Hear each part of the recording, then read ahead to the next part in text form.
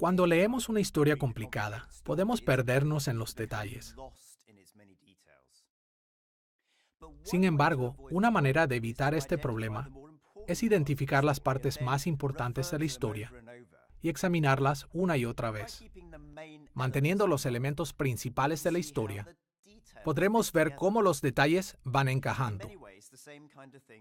Lo mismo nos sucede al tratar de entender la teología del Nuevo Testamento. Cuando empezamos a leer las Escrituras, podemos perdernos al descubrir tantos detalles.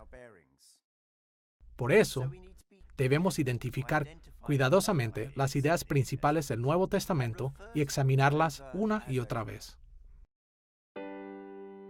Esta es la segunda lección de nuestra serie, El Reino y el Pacto en el Nuevo Testamento, y la hemos titulado El Reino de Dios. En esta lección, estudiaremos una de las enseñanzas más importantes del Nuevo Testamento, el Reino de Dios.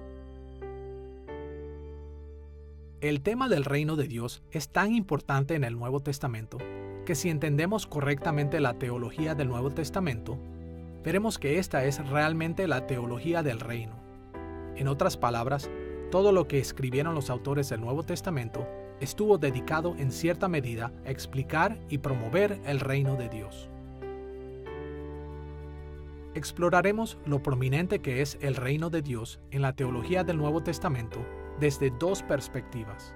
En primer lugar, analizaremos lo que los autores del Nuevo Testamento han llamado las buenas nuevas o el Evangelio del Reino. Y en segundo lugar, señalaremos cómo la venida del reino influenció todo lo que escribieron. Estas dos perspectivas nos ayudarán a ver que la doctrina del reino de Dios sostiene todas las dimensiones del Nuevo Testamento. Comencemos con las buenas nuevas del reino. Todos aquellos que estamos familiarizados con el Nuevo Testamento sabemos que su teología es muy compleja. Pero si hay alguna enseñanza del Nuevo Testamento que todos deberíamos tratar de entender y aplicar a nuestra vida, es el Evangelio.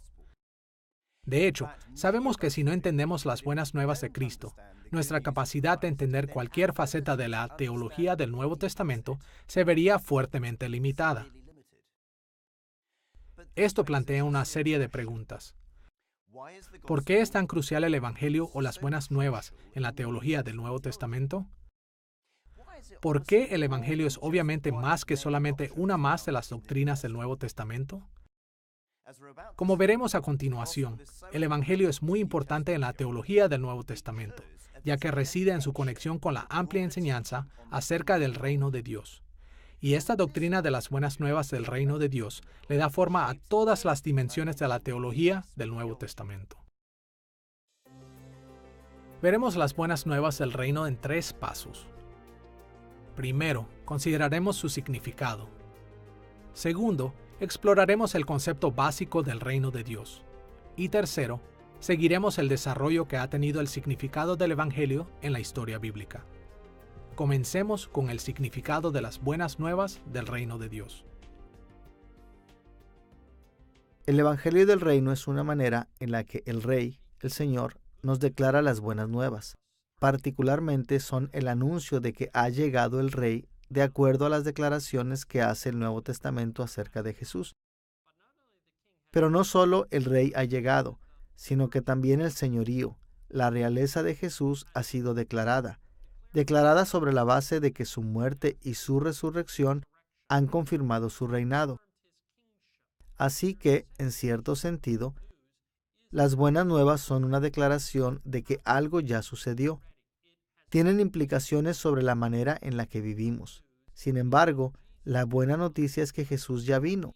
Él ya derrotó misteriosamente a la muerte al morir. Por lo tanto, Dios nos declara estas buenas nuevas como algo que ya sucedió. Sin embargo, todavía hay promesas por cumplir.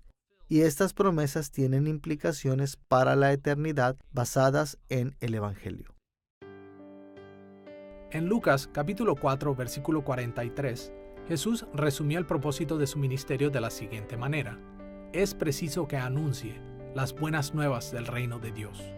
A pesar de que las palabras buenas nuevas solo aparecen una vez en Lucas capítulo 4, versículo 43, el concepto del Evangelio está indicado 2 veces en este versículo. La frase buenas nuevas proviene del sustantivo griego evangelion, término que aparece alrededor de 76 veces en el Nuevo Testamento. La etimología de evangelion indica que significa algo como un buen anuncio o buen mensaje. Notemos que en este versículo Jesús también dijo que es preciso que anuncie las buenas nuevas del reino de Dios. El verbo griego traducido como anunciar es evangelizo. Este término proviene de la misma familia de términos griegos que evangelion y significa proclamar o anunciar buenas nuevas. Este aparece alrededor de 54 veces en el Nuevo Testamento. La frecuencia en la que aparecen estos términos indica la importancia de este concepto para los autores del Nuevo Testamento. Muchos evangélicos en la actualidad piensan en las buenas nuevas o en el Evangelio como la explicación de los pasos que un individuo debe seguir para alcanzar la salvación en Cristo. Sin embargo, esto no fue lo que Jesús intentó expresar. Aunque siempre debemos estar listos para compartir cómo convertirse en seguidor de Cristo, las buenas nuevas de las Escrituras se tratan de algo mucho más significativo. Como veremos, el Evangelio no se refiere a la salvación de un individuo o de grupos de personas. El Evangelio se trata de las buenas nuevas de la victoria del reino de Dios.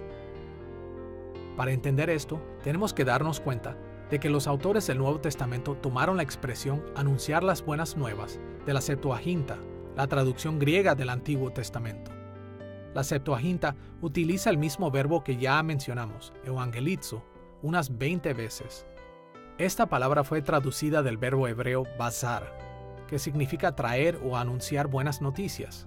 Sin embargo, pasajes como 1 Samuel capítulo 31, versículo 9 y 2 Samuel capítulo 18, versículo 19, indican que cuando estas palabras fueron utilizadas para referirse a reyes y reinos, significaban las buenas noticias de victoria en la batalla. Esta observación es importante porque el Evangelio en el Nuevo Testamento a menudo estaba relacionado con la victoria del reino de Dios. En efecto, en Lucas capítulo 4, versículo 43, cuando Jesús dijo, «Es preciso que anuncie las buenas nuevas del reino de Dios», de hecho podemos traducir esta declaración de la siguiente manera, «Es preciso que anuncie las buenas nuevas de la victoria del reino de Dios». Cuando el Nuevo Testamento habla de las buenas nuevas de la victoria del reino de Dios, se refiere a un tipo muy especial de victoria, tal como veremos más adelante en esta lección. Así que, aunque puede parecernos extraño al principio, debemos reconocer que este concepto básico del Evangelio, o de las buenas nuevas del Nuevo Testamento, es el Evangelio de la victoria del reino de Dios. Ahora que ya hemos visto que las buenas nuevas del reino son las buenas noticias de la victoria del reino de Dios, estamos listos para explorar el concepto básico del reino de Dios. En el Nuevo Testamento, el reino de Dios está relacionado con el Evangelio de manera específica por lo menos 7 veces. La expresión las buenas nuevas del reino aparece con algunas ligeras variaciones en Mateo capítulo 4, versículo 23, capítulo 9, versículo 35 y capítulo 24, versículo 14. En Lucas capítulo 4, versículo 43, capítulo 8, versículo 1 y capítulo 16, versículo 16. Y en Hechos capítulo 8, versículo 12. La frecuencia de su aparición señala la importancia de vincular el Evangelio o el mensaje de victoria con el reino de Dios. Pero para entender esto, primero debemos entender a qué se referían Jesús y sus seguidores cuando hablaban del reino de Dios. El reino de Dios es el gobierno de Dios sobre el pueblo de Dios en el lugar de Dios. Vemos esto al principio de la Biblia en Génesis capítulos 1 y 2, donde el pueblo de Dios, Adán y Eva, tenían una relación con Dios. Dios es quien gobierna y ellos se encontraban en el lugar de Dios, en el jardín del Edén. Más tarde, por el pecado, esto se arruinó, pero Dios reconstituye su reino. Primero a través de Abraham y los descendientes de Abraham, y finalmente a través de Moisés después del éxodo con la nación de Israel. Este es el gobierno de Dios sobre su pueblo Israel, y en última instancia en el lugar de Dios, la tierra de Canaán. Pero después vemos que se alcanza plenamente la trayectoria con la venida de Cristo, y vemos que Dios gobierna a través de Cristo como su rey designado. Y el pueblo de Dios está constituido por judíos y gentiles, personas de todas las naciones, todas las tribus y lenguas. Y el lugar de Dios es la Nueva Jerusalén, nuestro hogar celestial, en vez de un lugar geográfico. En el Nuevo Testamento vemos que el reino de Dios existe ahora a través del reinado de Cristo sobre su pueblo de todas las tribus, naciones y lenguas, repartido por todo el mundo, y no se encuentra en un lugar particular o en un lugar geográfico, sino en el cielo, nuestro hogar espiritual. Pero también el Nuevo Testamento nos deja ver cómo será el reino de Dios cuando Jesús regrese. Y aunque ese reino está un poco escondido en este mundo, se verá claramente cuando Cristo regrese. Toda rodilla se doblará, toda lengua confesará que Jesucristo es el Señor, y Dios reinará perfectamente a través de su Rey, Cristo, sobre su pueblo, quien lo conoce y lo llama Padre en la Nueva Jerusalén celestial. Las Escrituras se refieren al reino de Dios de dos maneras principales. Por un lado, a menudo hablan del reino de Dios en términos de la soberanía inquebrantable de Dios o de su gobierno inmutable sobre toda la creación. También hablan del desarrollo del reino, es decir, la manera en la que Dios ha revelado su reinado a lo largo de la historia de la humanidad. Primero echemos un vistazo a su soberanía inquebrantable. Pasajes como Primera de Crónicas, capítulo 29, versículo 11, y Primera de Timoteo, capítulo 6, versículo 15, dicen que la creación entera es el reino de Dios, porque Dios siempre ha gobernado y siempre gobernará sobre todo lo que Él ha hecho.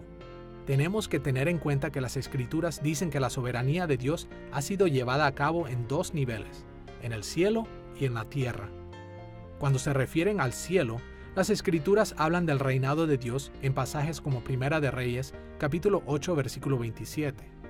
En este pasaje, Salomón deja claro que los cielos de los cielos, siendo un lugar creado, no pueden contener a Dios. Sin embargo, Dios de todas formas se digna y se revela a sí mismo ante sus criaturas en donde esté. Pasajes como Isaías, capítulo 6, versículo 1, Segunda de Crónicas, capítulo 18, versículo 18, Job, capítulo 1, versículo 6, el versículo 1 del Salmo 82, y Daniel capítulo 7, versículos 9 y 10, así como los pasajes del Nuevo Testamento, como Lucas capítulo 22, versículo 30, y los capítulos 4 al 6 de Apocalipsis, indican que el cielo es el palacio de Dios sobre todo el mundo visible, en donde se celebran todo tipo de actividades. Como Dios, Él tiene su trono en el cielo, recibe informes, escucha oraciones, delibera, hace planes y hace decretos en su papel de rey. Dirige a criaturas espirituales para hacer su voluntad en la tierra. En ocasiones, Él incluso da a seres humanos escogidos especial acceso a su palacio a través de visiones y los comisiona para su servicio. En su corte celestial, declara culpables e inocentes y sentencia a criaturas espirituales, a los seres humanos individuales y a las naciones según su justicia y misericordia. Pero las acciones celestiales de Dios no se limitan a su reino en el cielo, también es soberano en aquellos reinos que son inferiores a su creación, en la tierra. Aunque las Escrituras se refieren al reino de Dios como su soberanía inquebrantable, tanto en el cielo como en la tierra, cuando Jesús y los autores del Nuevo Testamento se refieren al reino de Dios en la tierra, están hablando de lo que nosotros llamamos el desarrollo del reino de Dios. Y es en este reino terrenal que nosotros podemos darnos cuenta de cómo Dios revela su reino a lo largo de la historia de la humanidad. Ahora bien, como acabamos de explicar, Dios siempre ha estado en pleno control de su creación y siempre lo estará. El desarrollo del reino de Dios se refiere a una forma particular en la que Dios ha revelado, mostrado o demostrado su soberanía sobre la creación a lo largo de la historia. Así que, mientras que las Escrituras confirman cómo Dios ha revelado su reinado en el cielo, los autores bíblicos pasan la mayor parte de su tiempo explicándonos cómo Dios ha desarrollado su reino en la tierra. En un principio, el reinado de Dios fue visible en el jardín del Edén.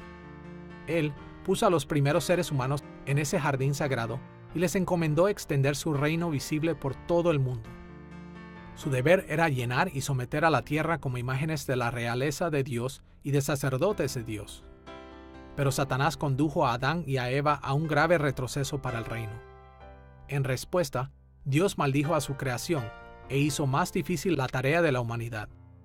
Dividió a la humanidad en dos facciones rivales, aquellos que sirven a Dios y aquellos que siguieron uniéndose a la rebelión de Satanás contra Dios. Esta rivalidad tomó muchas formas a lo largo de la historia bíblica y condujo a muchos desafíos para el reino de Dios. Pero las Escrituras indican una y otra vez que cuando llegue el final, Dios tendrá la victoria sobre todo lo que se le oponía. Su imagen logrará llenar y dominar la tierra, y las maravillas del reino de Dios serán reveladas por todas partes. Y en ese momento, la victoria de Dios sobre toda rebelión será tan grande que cada criatura lo reconocerá como Rey de la creación. Como el apóstol Pablo escribió en Filipenses capítulo 2, versículos 10 y 11, para que en el nombre de Jesús se doble toda rodilla de los que están en los cielos y en la tierra y debajo de la tierra, y toda lengua confiese que Jesucristo es el Señor, para gloria de Dios Padre. Esta visión gloriosa del propósito de la historia es la victoria anunciada por Jesús y sus seguidores y a la cual llamaron las buenas nuevas del reino de Dios. Ahora que ya hemos bosquejado el concepto básico de las buenas nuevas del reino, tanto como buenas noticias y como el reino de Dios, prestemos atención al desarrollo que ha tenido el significado acerca de la proclamación de la victoria del reino de Dios. Las buenas nuevas de la victoria del reino están tan entretejidas en la estructura de la teología del Nuevo Testamento que aparecen de manera explícita o implícita en todas partes en el Nuevo Testamento. En la época en la que fue escrito el Nuevo Testamento, la esperanza de la victoria del reino de Dios había desarrollado tanta importancia que había impregnado todas las dimensiones de la teología del Nuevo Testamento. Hay muchas maneras de rastrear el desarrollo del significado del reino de Dios en la teología del Nuevo Testamento, pero nos interesa analizar únicamente dos aspectos. En primer lugar, consideraremos los fracasos de Israel hasta la época del Nuevo Testamento. Y en segundo lugar, investigaremos las esperanzas que tenía Israel para el reino antes de la venida de Cristo. Reflexionemos primero acerca de los fracasos de Israel. Después de que el pecado puso bajo maldición a la creación y a la raza humana, Dios eligió a Abraham y a sus descendientes para cumplir la comisión del reino que le había dado a Adán y a Eva en primer lugar. Dios le prometió a la familia de Abraham que se multiplicaría y les dio la tierra prometida a los descendientes de Abraham como un punto de partida para la difusión de las bendiciones de Dios hacia todo el mundo. En los días de Moisés y Josué, Dios les dio más responsabilidades y privilegios a los israelitas y les otorgó la victoria sobre los cananeos y sobre los espíritus satánicos a quienes servían los cananeos. Más tarde, David, Salomón y algunos otros reyes de Israel y de Judá tuvieron significativos éxitos en extender el reino de Dios a otras naciones. De hecho, en la cima del reinado de Salomón, Israel fue uno de los más gloriosos imperios del mundo. A pesar de estos privilegios, todas las generaciones de descendientes de Abraham le fallaron a Dios de una manera u otra. Pero Dios les mostró paciencia y les permitió avanzar a pesar de sus pecados.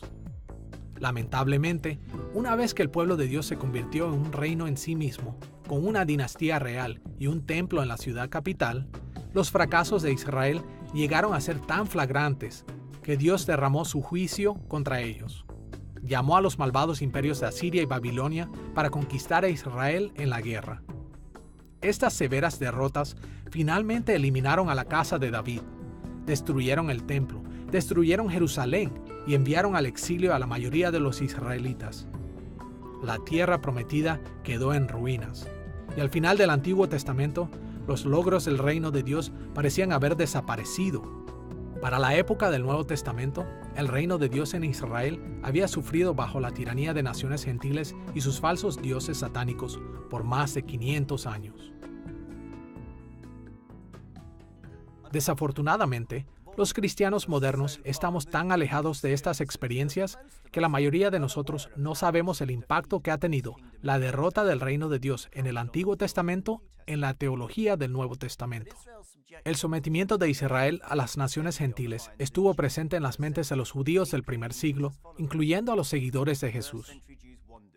Los judíos del primer siglo se preguntaban si el exilio era el final del reino visible de Dios, si había alguna esperanza de buena noticia para el reino de Dios. Este clima histórico llevó a los autores del Nuevo Testamento a insistir en que el reino de Dios no había terminado. No todo estaba perdido. Jesús de Nazaret había proclamado las buenas nuevas que acabarían con el exilio, y el reino victorioso de Dios se establecería en todo el mundo en Cristo, a pesar de los fracasos de Israel. Ahora que hemos visto el desarrollo que ha tenido el significado del reino en los fracasos de Israel, estamos listos para ver las esperanzas de Israel para el reino de Dios después del exilio. En el Antiguo Testamento, Dios habló a través de sus profetas para advertirle a Israel de su inminente derrota y exilio a causa de su infidelidad. Sin embargo, en su misericordia, también inspiró a los profetas para llamar a aquellos en el exilio al arrepentimiento con la esperanza de una gran victoria. Estas profecías son complejas, pero en términos generales, Israel tenía la esperanza de que llegaría un momento en el cual Dios derrotaría a sus enemigos y le daría a su pueblo la libertad de tener las bendiciones de su reino glorioso en todo el mundo. Podemos ver estas esperanzas en muchos lugares en las profecías del Antiguo Testamento, pero para ahorrar tiempo, consideraremos solo 2 versículos de una conocida profecía en Isaías capítulo 52. En primer lugar, leemos lo siguiente en Isaías capítulo 52, versículo 7. Cuán hermosos son sobre los montes los pies del que trae buenas nuevas, del que anuncia la paz, del que trae buenas nuevas del bien, del que anuncia la salvación, del que dice a Sión, tu Dios reina. Este versículo es importante porque menciona las buenas nuevas de la victoria del reino de Dios. También porque es estrechamente paralelo con Isaías capítulo 40, versículo 9, en donde Isaías hace una declaración similar. En un contexto más amplio, esos 2 pasajes indican que las buenas nuevas se refieren a la victoria sin precedentes del reino de Dios tras el fin del exilio de Israel. Esas predicciones eran esperanzadoras y habían permeado las reflexiones teológicas de la inmensa mayoría de los judíos en el primer siglo, y no es de extrañarse que también hayan permeado la teología del Nuevo Testamento. El relato del Antiguo Testamento está dominado por el tema del exilio, remontándose al jardín del Edén, con Adán y Eva, siendo esto una recapitulación en la propia historia de Israel. Y así este giro tan deprimente y tan grande en la narración del Antiguo Testamento provoca de manera natural un deseo de esperanza después del exilio. Hay muchas profecías a corto plazo, especialmente en Isaías, en las que Dios restaurará a su pueblo. Pero cuando trazamos un vínculo entre estas y el relato de la creación, nos damos cuenta de que la mera restauración de la tierra nunca va a ser suficiente para aliviar el daño que se hizo en el principio. Por lo tanto, es normal encontrar en los profetas del Antiguo Testamento un anhelo de liberación a corto plazo para Israel, tal vez de la mano de un rey especialmente dotado, pero también la liberación definitiva a manos de un representante del pueblo de Dios que será el rey por excelencia. Un análisis detallado a Isaías, capítulo 52, versículo 7, destaca 4 características relacionadas con las esperanzas de Israel en la victoria del reino de Dios. En primer lugar, Isaías dijo que el mensajero trae buenas nuevas, y trae buenas nuevas del bien a Sión. Ambas frases traducen el verbo hebreo basar, que la Septuaginta traduce como evangelizo. Como vimos antes, esta misma terminología se utiliza en el Nuevo Testamento para las buenas nuevas de la victoria del reino de Dios en Cristo. En segundo lugar, vemos que Isaías capítulo 52, versículo 7, es citado en Romanos capítulo 10, versículo 15. Aquí, Pablo indicó que la predicción cristiana cumplió con la predicción hecha por Isaías de que habría mensajeros que anunciarían las buenas nuevas al final del exilio de Israel. En tercer lugar, Isaías predijo que las buenas nuevas serían una proclamación de paz y salvación. En Efesios capítulo 6, versículo 15, Pablo se refirió al evangelio de paz de los cristianos, y en Efesios capítulo 1, versículo 13, mencionó el evangelio de vuestra salvación. Y en cuarto lugar, el último párrafo de este versículo resume las buenas nuevas cuando declara, tu Dios reina. Este mensaje forma la base del evangelio que tanto Jesús como los autores del Nuevo Testamento llamaron las buenas nuevas del reino o reinado de Dios. Ahora que ya hemos visto cómo Isaías profetizó sobre la venida de las esperanzas de Israel en Isaías capítulo 52, versículo 7, veamos el versículo 10 del mismo capítulo. Aquí, Isaías predijo los dos lados de la victoria que Israel deseaba ver. En primer lugar, predijo la derrota de los enemigos de Dios. La derrota de los enemigos de Dios aparece de manera explícita en la primera mitad del pasaje de Isaías capítulo 52, versículo 10, donde Isaías dijo: Jehová desnudó su santo brazo ante los ojos de todas las naciones. Aquí podemos ver la voluntad de Dios cuando dice desnudó su santo brazo, es decir, el brazo fuerte y guerrero de Dios que utiliza para derrotar a sus enemigos.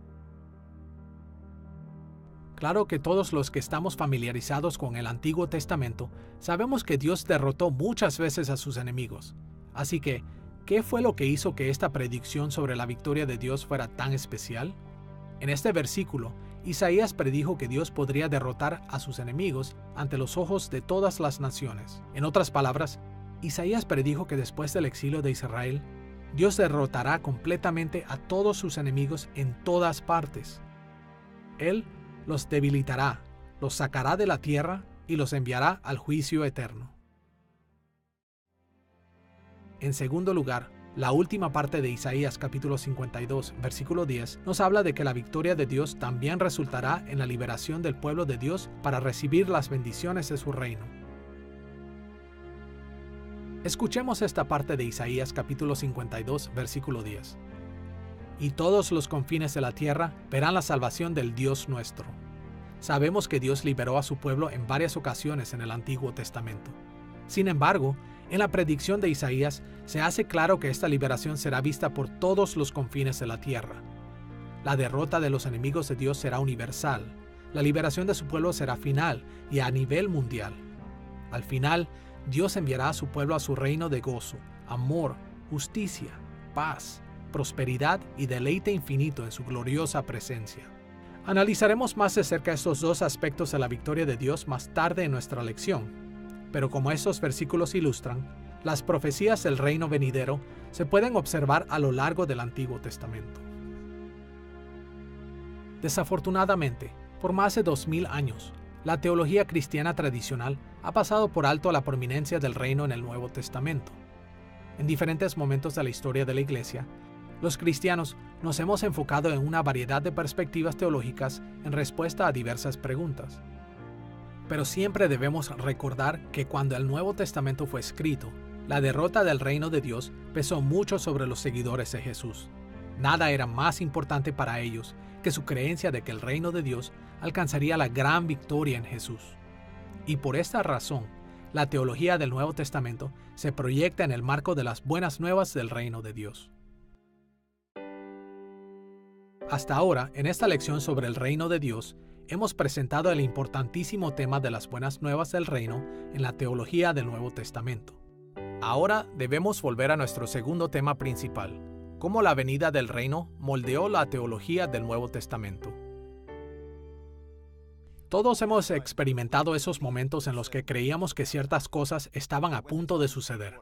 Pero cuando finalmente llegó el momento, lo que ocurrió realmente fue muy diferente de lo que nos habíamos imaginado. En muchos sentidos, así sucedió con los autores del Nuevo Testamento. La gran mayoría de los judíos que vivían en el siglo I tenían firmes expectativas sobre la forma en cómo vendría la victoria del reino de Dios. Pero los primeros seguidores de Jesús aprendieron que no vendría de la manera que ellos habían imaginado. Así, de muchas maneras distintas, la teología del Nuevo Testamento se dedicó a explicar cómo la victoria del reino llegaría realmente. Para entender cómo la venida del reino influenció la teología del Nuevo Testamento, veremos primero las expectativas que se tenían de la venida del reino de Dios. Después veremos las perspectivas de lo que llamamos la victoria tripartita del reino en el Nuevo Testamento. Consideremos primero las expectativas que se tenían para el reino venidero. En el primer siglo después de Cristo, todos los judíos que tenían aunque fuera un poco de compromiso con la fe de sus antepasados anhelaban la venida del reino de Dios. Todos esperaban que Dios derrotara a sus enemigos y liberara a su pueblo para recibir las bendiciones de su reino. Esto también fue cierto en el caso de los seguidores de Jesús, pero hubieron algunas diferencias significativas respecto a cómo y cuándo ambos grupos esperaban que el reino victorioso de Dios llegara.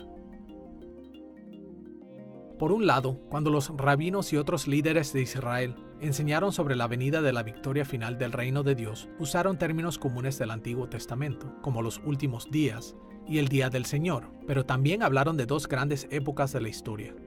Los rabinos se refirieron frecuentemente a la actual era de pecado, sufrimiento y muerte como esta era, Olam Hasé en hebreo, y a la edad futura de justicia, amor, gozo y paz que vendría después del exilio como la era por venir, Olam Haba en hebreo. Enseñaban que esta era llegó a su punto más bajo cuando Israel sufrió la maldición del exilio de la tierra prometida. Por supuesto, Dios era soberano en esta era, y de vez en cuando reveló o demostró su reinado de manera visible. Pero en el siglo I después de Cristo, el pueblo de Dios ya había sido oprimido y alejado de las bendiciones del reino de Dios durante cientos de años. La expectativa generalizada fue que, en la era por venir, los enemigos de Dios serían completamente derrotados y eliminados de la tierra, y el pueblo de Dios recibiría las bendiciones eternas del reino de Dios en la tierra. En la literatura bíblica y también en los escritos académicos sobre la Biblia, a veces encontramos los términos esta era y la era por venir. El significado de estos términos es el siguiente. Esta era es la edad, el período, la era en la que los seres humanos vivimos desde la caída. Es la vida en un mundo caído. La era por venir, tal y como se esperaba por los profetas del Antiguo Testamento, fue un tiempo en el cual Dios podrá reconstituir el paraíso de cierta manera. Habrá un cielo nuevo y una tierra nueva, y el corazón de piedra de los humanos se eliminará. Y todos seguiremos y haremos la voluntad de Dios a la perfección. No habrá ningún tipo de violencia entre los seres humanos. No habrá ningún tipo de violencia ni siquiera en el reino animal. En el siglo I, diferentes sectas judías tuvieron diferentes ideas sobre lo que tenía que pasar en la historia antes de la transición de esta era a la era por venir. Pero la mayoría de ellos estaban de acuerdo en que la transición de esta era de derrota a la época de victoria del reino de Dios se produciría a través de una catastrófica guerra. Creían que el Mesías, el heredero del trono de David, conduciría a los ángeles del cielo y al pueblo fiel de Dios a la victoria sobre los enemigos humanos y espirituales de Dios. La creencia de que Dios derrotaría no solo a los enemigos humanos, sino también a los enemigos espirituales, fue mantenida a través de las escrituras del Antiguo Testamento. Por ejemplo, en Éxodo capítulo 12, versículo 12, Dios habló de derrotar no solo a los egipcios, sino también a los dioses de los egipcios. En 1 de Samuel capítulo 5, versículos 1 al 12, Dios hizo la guerra contra los filisteos y también derrotó a su falso dios Dagón. Por esta razón, Isaías capítulo 21, versículo 9, trazó un vínculo entre la derrota de Babilonia y la destrucción de los dioses de Babilonia. Ciertos pasajes del Antiguo Testamento, como Ageo capítulo 2, versículos 6 al 9, Zacarías capítulos 9 al 12 y Ezequiel capítulos 38 y 39, fueron interpretados en la literatura apocalíptica judía como profecías acerca de la gran guerra cósmica, en la cual el Mesías llevaría a los ejércitos de Dios a la victoria sobre las naciones y los espíritus malignos que gobernaban sobre ellos. De esta manera, el Mesías derrotaría a todos los enemigos de Dios y liberaría a todo el pueblo de Dios a su reino glorioso en todo el mundo. Por otro lado, a pesar de lo extendidas que eran estas perspectivas judías, los seguidores de Jesús comenzaron a anticipar la llegada de la victoria del reino de Dios de diferente manera. Al igual que la mayoría de sus contemporáneos, los autores del Nuevo Testamento creyeron que la historia se divide en dos grandes eras, y estaban convencidos que el Mesías derrotaría a los enemigos humanos y espirituales de Dios y liberaría al pueblo de Dios redimido de esta era para recibir las bendiciones de la era por venir. Pero los seguidores de Jesús llegaron a creer que la transición de esta era a la era por venir pasaría de maneras que eran contrarias a las que creían la mayoría de los judíos de su época. En primer lugar, a diferencia de la mayoría de los judíos, los autores del Nuevo Testamento creían que Jesús era el Mesías prometido, el Hijo elegido de David, que traería la victoria final del reino de Dios a todo el mundo. Y esta creencia de Jesús como el Mesías guió profundamente todo lo que se escribió en el Nuevo Testamento. Podemos ver esa devoción al reino mesiánico de Jesús en los títulos reales que el Nuevo Testamento le da a Jesús. Por ejemplo, el Nuevo Testamento se refiere a Jesús con el título real de Cristo alrededor de 529 veces. La palabra griega Christos traduce el término hebreo del Antiguo Testamento, Meshiach, del cual derivamos nuestro término Mesías. Originalmente, esos términos significaban únicamente el ungido. En la época del Antiguo Testamento, los profetas, sacerdotes y reyes eran oficios especiales ungidos en Israel. Pero en la época del Nuevo Testamento, el ungido o el Mesías era casi sinónimo de aquel que provenía de la casa del gran rey David, que traería consigo la transición para la era por venir. Un segundo título de realeza atribuido a Jesús en el Nuevo Testamento es el de Hijo de Dios. Esta expresión o sus variaciones como el Hijo o el Hijo del Altísimo aparece unas 118 veces en el Nuevo Testamento.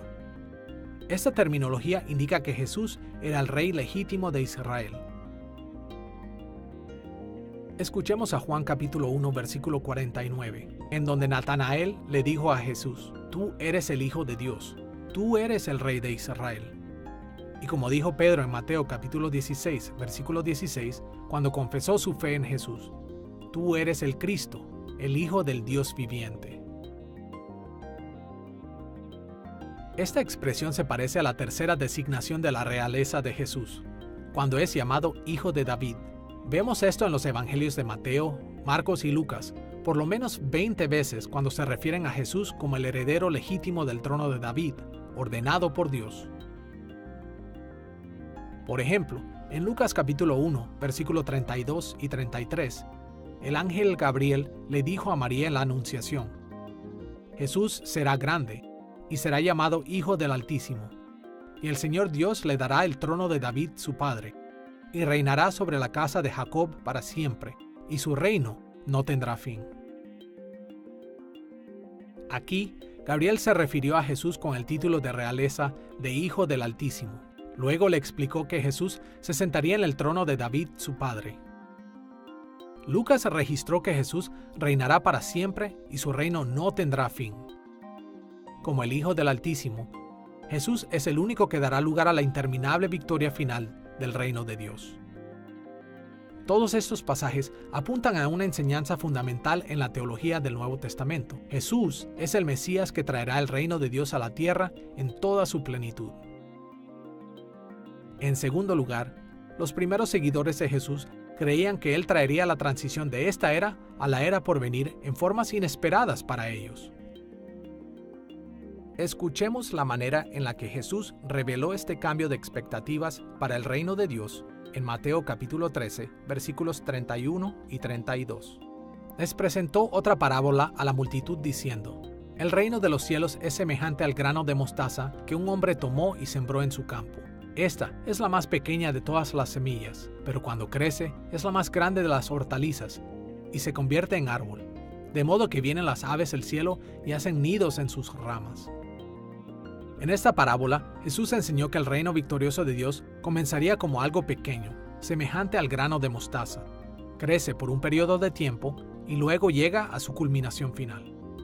Los teólogos modernos generalmente llaman a la perspectiva de Jesús sobre la venida del reino mesiánico de Dios escatología inaugurada.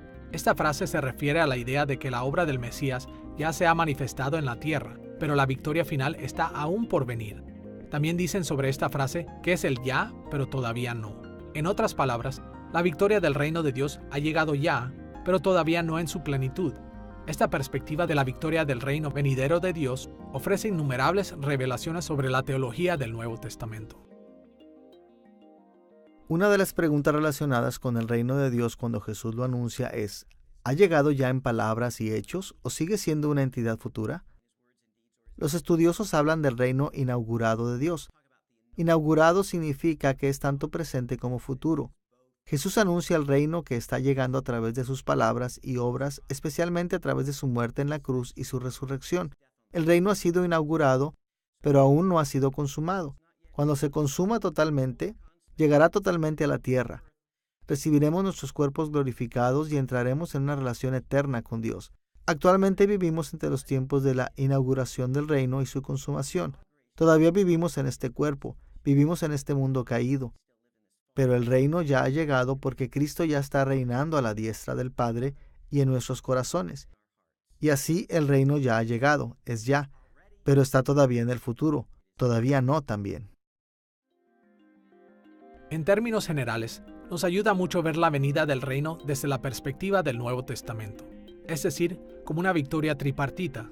En primer lugar, en la inauguración, Dios inició la victoria del reino a través de la vida, muerte, resurrección y ascensión de Jesús y a través de los ministerios fundamentales de sus profetas y apóstoles del siglo I. Después de esto, en la continuación, Jesús avanza la victoria del reino de Dios desde su trono en el cielo. Y Jesús continuará promoviendo el reino a lo largo de la historia de la iglesia. Y por último, Jesús traerá la consumación del reino, cuando Él regrese en gloria. Esta es la victoria final del reino de Dios, cuando toda la maldad sea destruida y el glorioso reino de Dios se extienda por todo el mundo.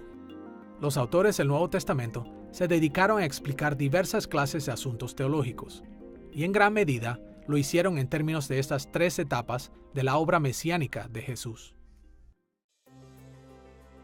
Como hemos visto, la venida del reino cambió las expectativas de los seguidores de Jesús del primer siglo. Ahora, veamos el lugar vital que tiene la victoria tripartita del reino de Dios en la teología del Nuevo Testamento.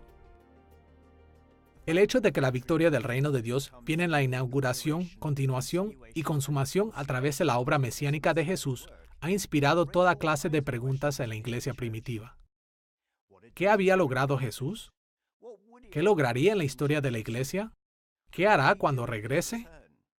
Este tipo de preguntas fueron tan importantes en el siglo I que moldearon profundamente la teología del Nuevo Testamento.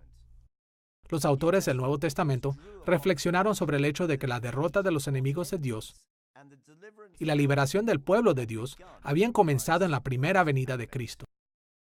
Estos eventos continúan a lo largo de la historia de la Iglesia y finalmente concluirán en la segunda venida victoriosa de Cristo.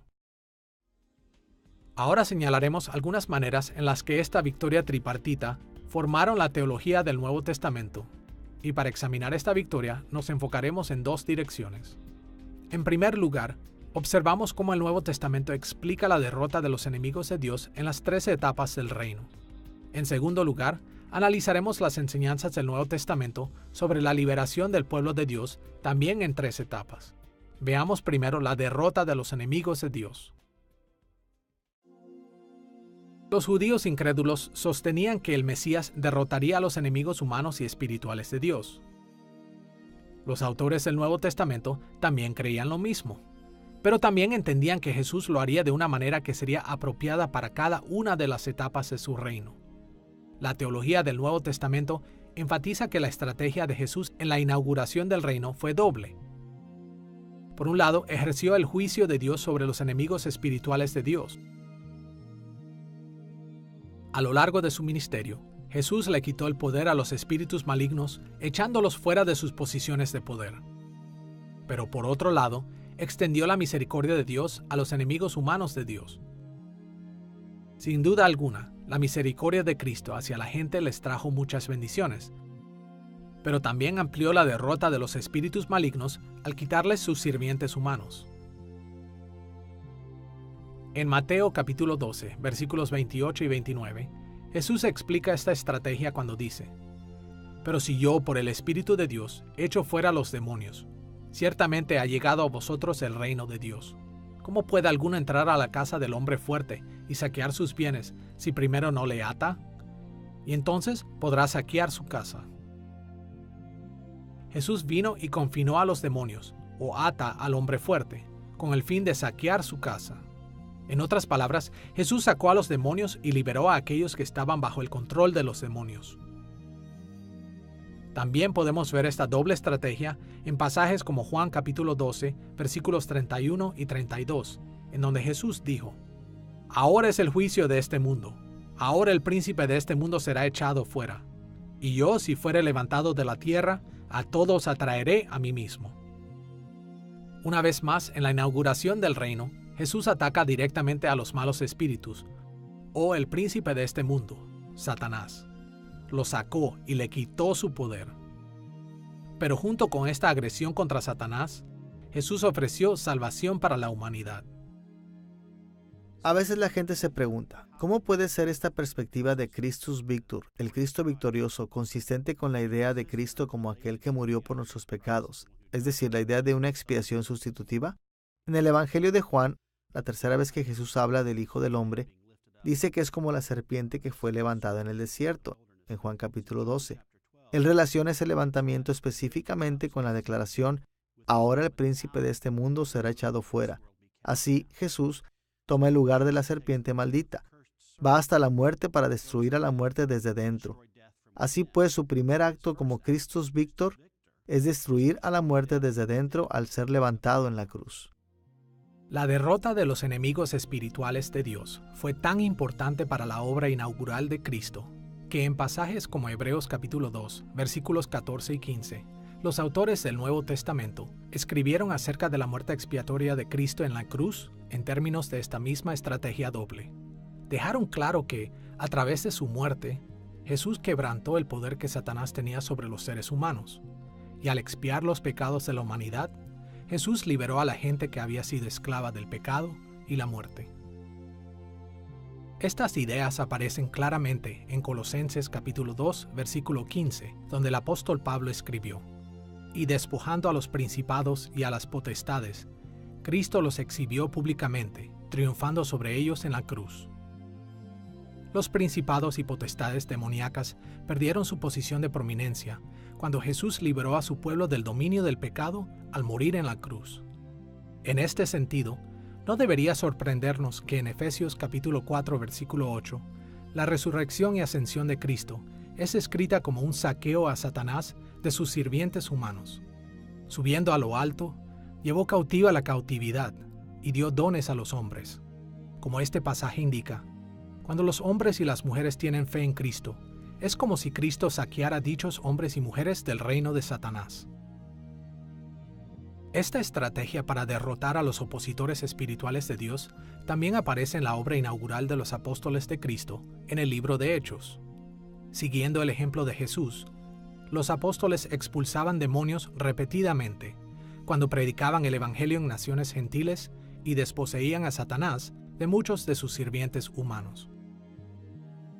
No es de extrañarse que cuando consideramos la continuación del reino de Cristo a lo largo de la historia de la Iglesia, encontramos que los seguidores de Cristo llevan a cabo la estrategia que Jesús utilizó en la inauguración. En lugar de ser victoriosos sobre los enemigos humanos de Dios, debemos enfocarnos en los espíritus malvados que se oponen a los caminos de Dios. Aunque muchos cristianos modernos fallan en darse cuenta, la teología del Nuevo Testamento a menudo nos recuerda que la Iglesia de Jesús no está en guerra con la gente, sino con Satanás y otros espíritus malignos. Y es nuestra responsabilidad lidiar con estos enemigos espirituales de Dios. Por esta razón, en pasajes como Efesios capítulo 6, versículos 11 y 12, el Nuevo Testamento interpreta nuestras dificultades y luchas como conflictos con los espíritus malignos. Ahí leemos lo siguiente: vestíos de toda la armadura de Dios, para que podáis estar firmes contra las acechanzas del diablo, porque no tenemos lucha contra sangre y carne, sino contra principados, contra potestades, contra los gobernadores de las tinieblas de este siglo, contra huestes espirituales de maldad en las regiones celestes. Muchos de los cristianos modernos ven las dificultades de sus vidas como conflictos con seres humanos simplemente. Pero aquí vemos que el conflicto que enfrenta la Iglesia en realidad es con el diablo. Los principados, potestades, gobernadores de las tinieblas de este siglo y huestes espirituales de maldad en las regiones celestes.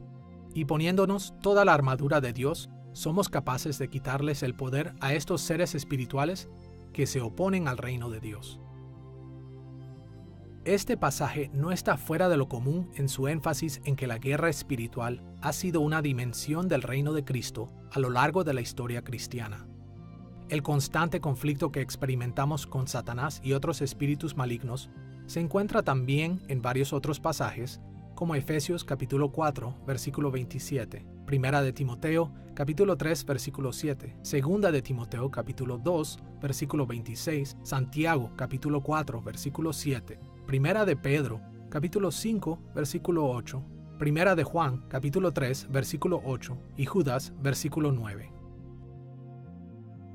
Pero al mismo tiempo, como leemos en 2 de Corintios, capítulo 5, versículo 20, debemos también extender la misericordia de Dios a sus enemigos humanos. Así que, somos embajadores en nombre de Cristo, como si Dios rogase por medio de nosotros. Os rogamos en nombre de Cristo, reconciliaos con Dios. Siguiendo el ejemplo de Pablo, como embajadores en nombre de Cristo, representantes del reino de Dios, continuamos derrotando a los enemigos espirituales de Dios, buscando la reconciliación entre Dios y sus enemigos humanos. La teología del Nuevo Testamento también asocia la derrota de los enemigos de Dios con la consumación del reino de Cristo. Es importante señalar, sin embargo, que se produce un cambio dramático en la estrategia de Jesús en la consumación. Cuando Cristo regrese, ya no le extenderá misericordia a los enemigos humanos de Dios. En cambio, Cristo conducirá a la batalla contra los enemigos espirituales y humanos de Dios, para lograr su total derrota, su eliminación de la tierra y su juicio eterno. Escuchemos la manera en la que Apocalipsis capítulo 19, versículos del 13 al 15, describe la derrota de los enemigos humanos de Dios en la consumación. Su nombre es el Verbo de Dios, y los ejércitos celestiales le seguían. De su boca sale una espada aguda para herir con ella a las naciones. De manera similar, Apocalipsis capítulo 20, versículo 10, describe el retorno del Cristo glorioso como el momento de la sentencia definitiva contra los espíritus malos y Satanás. Y el diablo que los engañaba fue lanzado en el lago de fuego y azufre, donde estaban la bestia y el falso profeta, y serán atormentados día y noche por los siglos de los siglos. Claro está que solo hemos resumido estas cuestiones brevemente, pero podemos ver en estos ejemplos que los autores del Nuevo Testamento sintieron que era necesario aclarar esta faceta de la victoria del reino una y otra vez. Destacaron la prioridad de la agresión contra los malos espíritus y la bondad hacia los enemigos humanos de Dios durante la inauguración y la continuación del reino. Pero también señalaron que, al final, cuando Cristo regrese, los enemigos humanos y espirituales estarán bajo el juicio eterno de Dios. Estos enfoques confirman que la derrota de los enemigos de Dios es una característica fundamental de la teología del reino en el Nuevo Testamento. El reino ha comenzado, está aquí, pero todavía se está poniendo en marcha, forjando su camino hasta la consumación. Entonces, ¿de qué manera Jesús ya es victorioso sobre sus enemigos? Bueno, en primer lugar, la victoria más importante está en la cruz misma, cuando derrota a Satanás. En ese sentido, la batalla crucial ha sido peleada y ganada. Y eso es, por ejemplo, que en Apocalipsis capítulo 12, los santos le responden al acusador de los hermanos que ellos lo vencen por la sangre del Cordero, superan a Satanás. Así está descrito esto metafóricamente en Apocalipsis 12. Lo superan por la sangre del Cordero. Así que esa batalla ya se ha ganado. Pero como Hitler hizo hacia el final de la Segunda Guerra Mundial, cuando vio que la guerra había terminado, no se dio por vencido. Estaba lleno de furia porque sabía que su tiempo era corto. Eso es lo que se dice de Satanás. Entonces, Satanás está más agresivo ahora y cada vez que avanza el Evangelio, que se convierte más gente, que se establece la rectitud en las vidas individuales, en la iglesia local, en cualquier tipo de subcultura. Se está derrotando a Satanás constantemente y a todos aquellos que aman la oscuridad. La trayectoria final hacia la victoria final será cuando los reinos de este mundo se conviertan en los reinos de nuestro Dios y de su Cristo, y Él reinará para siempre. El punto es que la trayectoria ya se ha establecido para que, como Filipenses 2 dice, toda rodilla se doble y toda lengua confiese que Jesús es el Señor. Y la victoria fundamental ha sido ganada. Eso todavía tiene que ser trabajado en algunos aspectos. Está siendo trabajado en las vidas de muchos que, gozosos por el poder del Espíritu, doblan sus rodillas, pero todo el mundo doblará las rodillas en el último día. Ahora que hemos visto cómo la victoria tripartita del reino de Dios incluye la derrota de los enemigos de Dios, debemos señalar cómo la liberación del pueblo de Dios también desempeña un papel importante en la teología del Nuevo Testamento. Si hay una faceta de la inauguración del reino que le llama la atención a la mayoría de los lectores, es la liberación del pueblo de Dios para que reciban las bendiciones del reino. Por ejemplo, una de las principales causas por las que los evangelios le dedican tanta atención a los milagros de Jesús es porque estos milagros representaban las bendiciones del reino que Jesús trajo consigo a la tierra. Los milagros de Jesús fueron anticipaciones temporales de las bendiciones del reino que el pueblo de Dios disfrutará para siempre en la era por venir.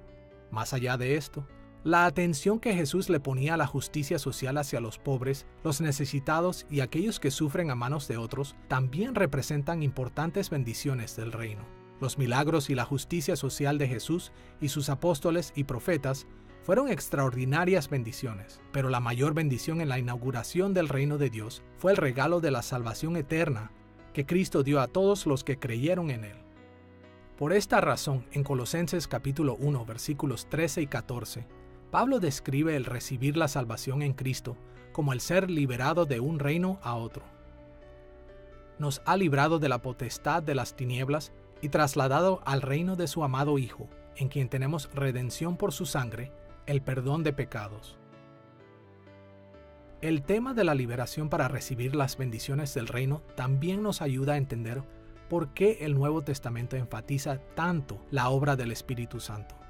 Al final del ministerio apostólico, el derramamiento del Espíritu Santo sobre los seguidores de Cristo fue la bendición del mundo venidero que se le otorgó a cada creyente.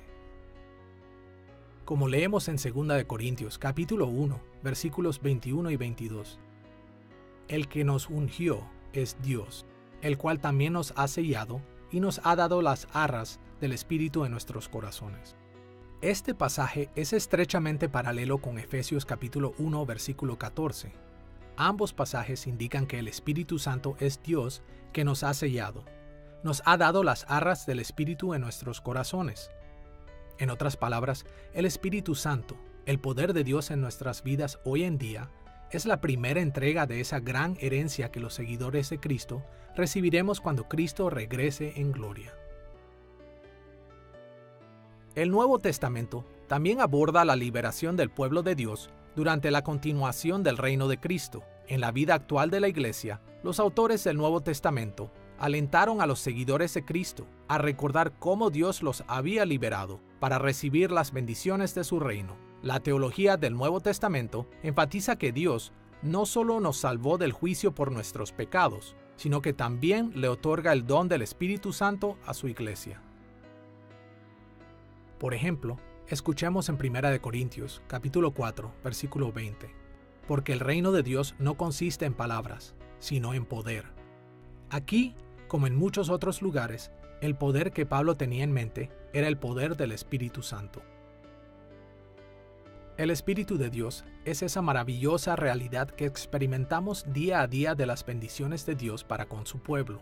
Él nos santifica, produce su fruto en nuestras vidas, nos llena de alegría y nos fortalece con su poder contra nuestros enemigos. A pesar del hecho de que muchas ramas de la Iglesia de Cristo le restan importancia al papel del Espíritu Santo en las vidas de los creyentes, este ha sido nuestra bendición más grande durante la continuación del reino de Cristo. La teología del Nuevo Testamento también anima a los seguidores de Cristo que viven en este periodo de la continuación de su reino a mantener la esperanza fija en las aún mayores bendiciones del reino venidero. Hebreos capítulo 12, versículo 28, llama a los seguidores de Cristo a permanecer fieles a la luz de las bendiciones del reino que aún está por venir. Así que, recibiendo nosotros un reino inconmovible, tengamos gratitud y mediante ella sirvamos a Dios agradándole con temor y reverencia. Y en Santiago capítulo 2, versículo 5 leemos: ¿No ha elegido Dios a los pobres de este mundo para que sean ricos en fe y herederos del reino que ha prometido a los que le aman? Santiago le pidió a la iglesia detener el favoritismo a los ricos porque no son los ricos quienes reciben el reino. Mejor dicho, aquellos ricos en fe, los que le aman, serán los herederos del reino que ha prometido. Dios liberó a su pueblo para recibir las bendiciones del reino al inaugurar el reino, y las bendiciones de su reino han continuado en la vida de la Iglesia a lo largo de la historia. Pero las Escrituras enseñan que la completa liberación del pueblo de Dios para recibir las bendiciones del reino de Dios no se cumplirá hasta la consumación final del reino. El pueblo de Dios experimentará plenamente todas las bendiciones prometidas del reino. Como leemos en Apocalipsis capítulo 11, versículo 15.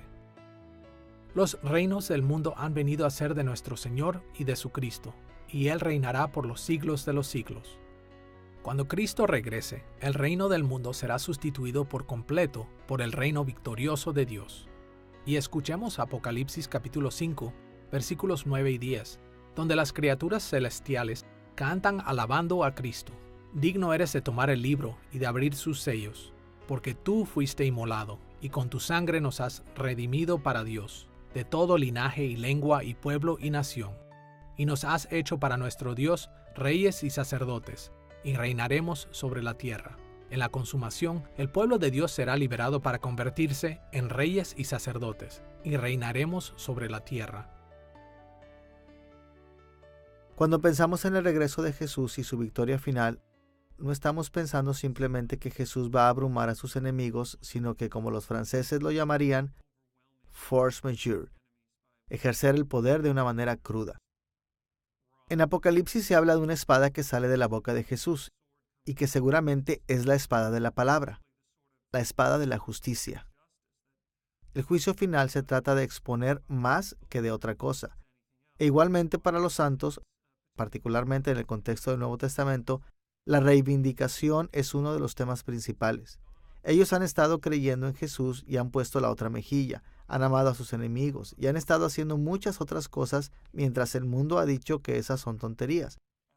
Así que, en el juicio, todo se hará claro, todas las cosas serán transparentes, la verdad saldrá a la luz y serán buenas noticias para los santos y malas noticias para los malvados, cuya maldad consiste precisamente en resistirse a Jesús y a su mensaje.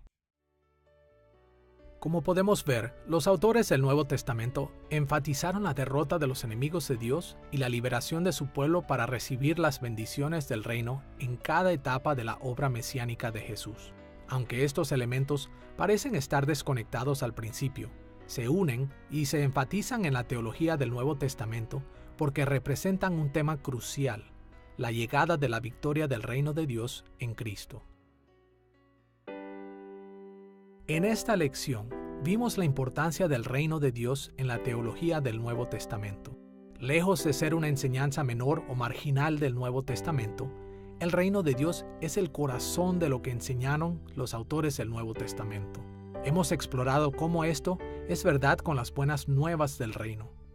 Y también hemos visto cómo la teología del Nuevo Testamento se centró en la venida del reino en la inauguración, la continuación y la consumación del reino de Cristo. Como hemos visto, no estamos exagerando al decir que la fe del Nuevo Testamento se trata del reino de Dios. La teología del Nuevo Testamento enfatiza las buenas nuevas de la victoria para el reino de Dios y cómo ha llegado esta victoria, cómo viene y vendrá en las 3 etapas del reino de Cristo. Estos conceptos básicos del reino representan algunos de los temas más importantes del Nuevo Testamento. Mantenerlos en mente aumentará en gran medida nuestra comprensión de la teología del Nuevo Testamento, y encontraremos un nuevo significado en las enseñanzas del Nuevo Testamento. Sin lugar a dudas, el tema del reino de Dios en Cristo sostiene cada faceta de la teología del Nuevo Testamento.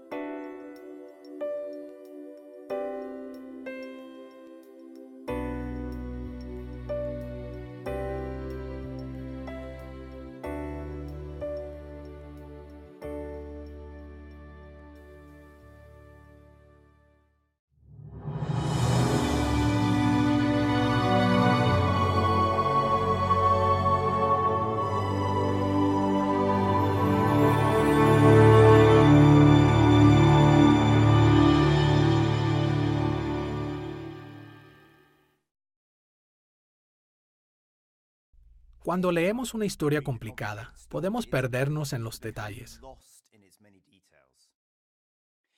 Sin embargo, una manera de evitar este problema es identificar las partes más importantes de la historia y examinarlas una y otra vez. Manteniendo los elementos principales de la historia, podremos ver cómo los detalles van encajando. Lo mismo nos sucede al tratar de entender la teología del Nuevo Testamento. Cuando empezamos a leer las Escrituras, podemos perdernos al descubrir tantos detalles. Por eso, debemos identificar cuidadosamente las ideas principales del Nuevo Testamento y examinarlas una y otra vez. Esta es la segunda lección de nuestra serie, El Reino y el Pacto en el Nuevo Testamento, y la hemos titulado El Reino de Dios. En esta lección, estudiaremos una de las enseñanzas más importantes del Nuevo Testamento, el Reino de Dios. El tema del Reino de Dios es tan importante en el Nuevo Testamento que si entendemos correctamente la teología del Nuevo Testamento, veremos que esta es realmente la teología del reino. En otras palabras, todo lo que escribieron los autores del Nuevo Testamento estuvo dedicado en cierta medida a explicar y promover el reino de Dios. Exploraremos lo prominente que es el reino de Dios en la teología del Nuevo Testamento desde dos perspectivas. En primer lugar, alrededor de 54 veces en el Nuevo Testamento. La frecuencia en la que aparecen estos términos indica la importancia de este concepto para los autores del Nuevo Testamento. Muchos evangélicos en la actualidad piensan en las buenas nuevas o en el Evangelio como la explicación de los pasos que un individuo debe seguir para alcanzar la salvación en Cristo. Sin embargo, esto no fue lo que Jesús intentó expresar. Aunque siempre debemos estar listos para compartir cómo convertirse en seguidor de Cristo, las buenas nuevas de las Escrituras se tratan de algo mucho más significativo. Como veremos, el Evangelio no se refiere a la salvación de un individuo o de grupos de personas. El Evangelio se trata de las buenas nuevas de la victoria del reino de Dios. Para entender esto, tenemos que darnos cuenta de que los autores del Nuevo Testamento tomaron la expresión anunciar las buenas nuevas de la Septuaginta, la traducción griega del Antiguo Testamento. La Septuaginta utiliza el mismo verbo que ya mencionamos, evangelizo, unas 20 veces. Esta palabra fue traducida del verbo hebreo bazar, que significa traer o anunciar buenas noticias. Sin embargo, pasajes como 1 Samuel capítulo 31, versículo 9 y 2 Samuel capítulo 18, versículo 19, indican que cuando estas palabras fueron utilizadas para referirse a reyes y reinos, significaban las buenas noticias de victoria en la batalla. Esta observación es importante, porque el Evangelio en el Nuevo Testamento a menudo estaba relacionado con la victoria del reino de Dios. En efecto, en Lucas capítulo 4, versículo 43, cuando Jesús dijo, «Es preciso que anuncie las buenas nuevas del reino de Dios», de hecho podemos traducir esta declaración de la siguiente manera, «Es preciso que anuncie las buenas nuevas de la victoria del reino de Dios». Cuando el Nuevo Testamento lugar, analizaremos lo que los autores del Nuevo Testamento han llamado las buenas nuevas o el Evangelio del reino. Y en segundo lugar, señalaremos cómo la venida del reino influenció todo lo que escribieron. Estas dos perspectivas nos ayudarán a ver que la doctrina del reino de Dios sostiene todas las dimensiones del Nuevo Testamento. Comencemos con las buenas nuevas del reino. Todos aquellos que estamos familiarizados con el Nuevo Testamento sabemos que su teología es muy compleja. Pero si hay alguna enseñanza del Nuevo Testamento que todos deberíamos tratar de entender y aplicar a nuestra vida, es el Evangelio. De hecho, sabemos que si no entendemos las buenas nuevas de Cristo, nuestra capacidad de entender cualquier faceta de la teología del Nuevo Testamento se vería fuertemente limitada. Esto plantea una serie de preguntas. ¿Por qué es tan crucial el Evangelio o las buenas nuevas en la teología del Nuevo Testamento? ¿Por qué el Evangelio es obviamente más que solamente una más de las doctrinas del Nuevo Testamento? Como veremos a continuación, el Evangelio es muy importante en la teología del Nuevo Testamento, ya que reside en su conexión con la amplia enseñanza acerca del reino de Dios. Y esta doctrina de las buenas nuevas del reino de Dios le da forma a todas las dimensiones de la teología del Nuevo Testamento. Veremos las buenas nuevas del reino en 3 pasos. Primero, consideraremos su significado. Segundo, exploraremos el concepto básico del reino de Dios. Y tercero, seguiremos el desarrollo que ha tenido el significado del Evangelio en la historia bíblica. Comencemos con el significado de las buenas nuevas del reino de Dios. El Evangelio del reino es una manera en la que el Rey, el Señor, Habla de las buenas nuevas de la victoria del reino de Dios, se refiere a un tipo muy especial de victoria, tal como veremos más adelante en esta lección. Así que, aunque puede parecernos extraño al principio, debemos reconocer que este concepto básico del Evangelio, o de las buenas nuevas del Nuevo Testamento, es el Evangelio de la victoria del reino de Dios. Ahora que ya hemos visto que las buenas nuevas del reino son las buenas noticias de la victoria del reino de Dios, estamos listos para explorar el concepto básico del reino de Dios. En el Nuevo Testamento, el reino de Dios está relacionado con el Evangelio de manera específica por lo menos 7 veces. La expresión las buenas nuevas del reino aparece con algunas ligeras variaciones en Mateo capítulo 4, versículo 23, capítulo 9, versículo 35 y capítulo 24, versículo 14. En Lucas capítulo 4, versículo 43, capítulo 8, versículo 1 y capítulo 16, versículo 16. Y en Hechos capítulo 8, versículo 12. La frecuencia de su aparición señala la importancia de vincular el Evangelio o el mensaje de victoria con el reino de Dios. Pero para entender esto, primero debemos entender a qué se referían Jesús y sus seguidores cuando hablaban del reino de Dios. El reino de Dios es el gobierno de Dios sobre el pueblo de Dios en el lugar de Dios. Vemos esto al principio de la Biblia en Génesis capítulos 1 y 2, donde el pueblo de Dios, Adán y Eva, tenían una relación con Dios. Dios es quien gobierna y ellos se encontraban en el lugar de Dios, en el jardín del Edén. Más tarde, por el pecado, esto se arruinó, pero Dios reconstituye su reino. Primero a través de Abraham y los descendientes de Abraham, y finalmente a través de Moisés, después del éxodo con la nación, nos declara las buenas nuevas. Particularmente son el anuncio de que ha llegado el Rey, de acuerdo a las declaraciones que hace el Nuevo Testamento acerca de Jesús. Pero no solo el Rey ha llegado, sino que también el señorío, la realeza de Jesús ha sido declarada sobre la base de que su muerte y su resurrección han confirmado su reinado. Así que, en cierto sentido, las buenas nuevas son una declaración de que algo ya sucedió. Tienen implicaciones sobre la manera en la que vivimos. Sin embargo, la buena noticia es que Jesús ya vino. Él ya derrotó misteriosamente a la muerte al morir. Por lo tanto, Dios nos declara estas buenas nuevas como algo que ya sucedió. Sin embargo, todavía hay promesas por cumplir. Y estas promesas tienen implicaciones para la eternidad basadas en el Evangelio.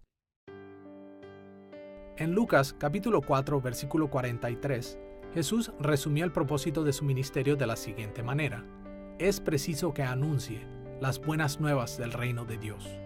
A pesar de que las palabras buenas nuevas solo aparecen una vez en Lucas capítulo 4, versículo 43, el concepto del Evangelio está indicado 2 veces en este versículo. La frase buenas nuevas proviene del sustantivo griego euangelion, término que aparece alrededor de 76 veces en el Nuevo Testamento. La etimología de evangelion indica que significa algo como un buen anuncio o buen mensaje. Notemos que en este versículo Jesús también dijo que es preciso que anuncie las buenas nuevas del reino de Dios. El verbo griego traducido como anunciar es euangelizo. Este término proviene de la misma familia de términos griegos que evangelion y significa proclamar o anunciar buenas nuevas. Este aparece alrededor